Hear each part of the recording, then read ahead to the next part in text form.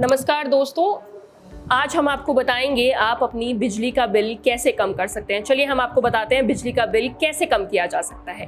देखिए, सबसे पहले बिजली को कम करने का तरीका है, जो बिल आता है उसको हम कैसे कम कर सकते हैं, उसका सबसे पहले मुख्य जो कारण है वो समझ लेते हैं। अगर आप अपने घर में सोलर पैनल लगाएंगे तो आप बिजली का बिल आराम से कम कर सकते हैं। जैसे अब दो वर्ग हैं, अर्बन एरिया है, रूरल एरिया है।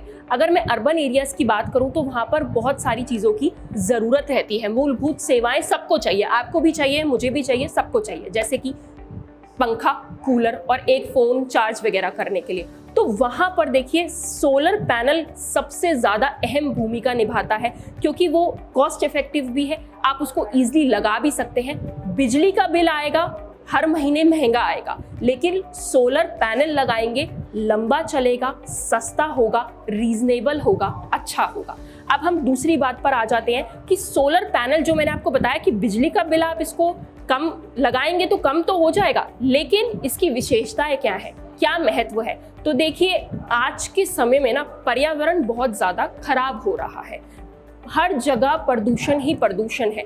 तो अगर आप सोलर पैनल का यूज करेंगे, जैसे आप मेरे पीछे देख सकते हैं, अगर आप सोलर पैनल का यूज करेंगे, सबसे बड़ी बात है आप पर्यावरण को ठीक करेंगे, साफ करेंगे, प्रदूषण जो क्षेत्र है वो क्लीन हो जाएंगे। और दूसरी अहम भूमिका है कि अगर आप इसे लगाएंगे तो आप घर में बिजली बना सकते हैं।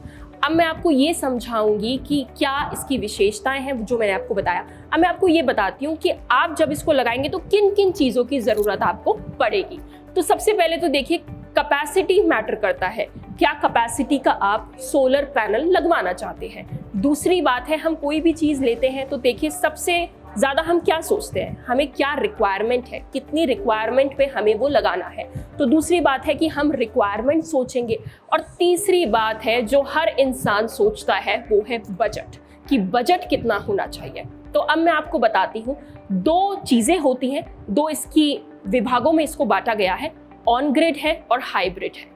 ऑन ग्रिड हम तब यूज़ करते हैं जब बिजली आती है, जैसे आपके घर में बिजली आ रही है तभी वो काम करेगा। लेकिन अगर हम हाइब्रिड पे चले जाते हैं तो हाइब्रिड हम तब यूज करते हैं जब आपके घर में बिजली आ रही है या आपके घर में बिजली नहीं आ रही है, तब भी आप हाइब्रिड यूज कर सकते हैं। देखिए, वीडियो जो देख रहे हैं व्यूअर, वो तो वही बताएंगे कि उनको क्या रिक्वायरमेंट है सोलर की, लेकिन मैं आपको बजट बता सकती हूँ और कैटेगरी बता सकती हूँ। अब हम बजट और कैटेगरी मैं आपको बताती हूँ कैसे कैसे हमने इसको बांटा है। देखिए, कैटेगरी है स्टूडेंट कैटेगरी सब लोगों को चाहिए, जैसे आप कहीं हॉस्टल में रह रहे हैं तब भी चाहिए, सबको चाहिए, जो कॉलेज में रहते हैं उनको भी चाहिए।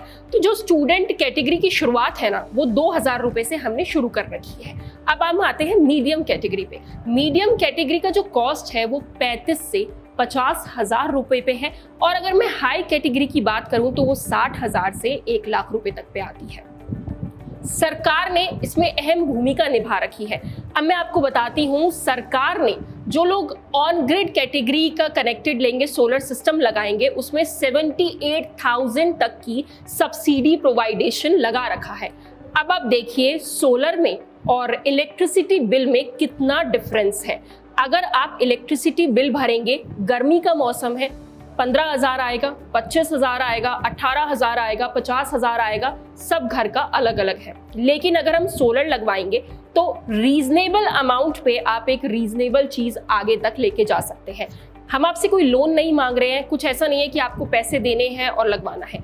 इसका भी EMI है, आप EMI करवा सकते हैं और सोलर लगवा सकते हैं, क्योंकि ये लंबा चलेगा। ऐसा नहीं है कि हर महीने आपको बिजली का बिल तो देखिए देना ही पड़ेगा, लेकिन सोलर में ऐसा नहीं है। आप एक प्लान ले सकते हैं, अलग अलग प्लान्स की अलग अलग सर्विसेज हैं और अलग अलग तरीके से उसका प्रोवाइडेशन है।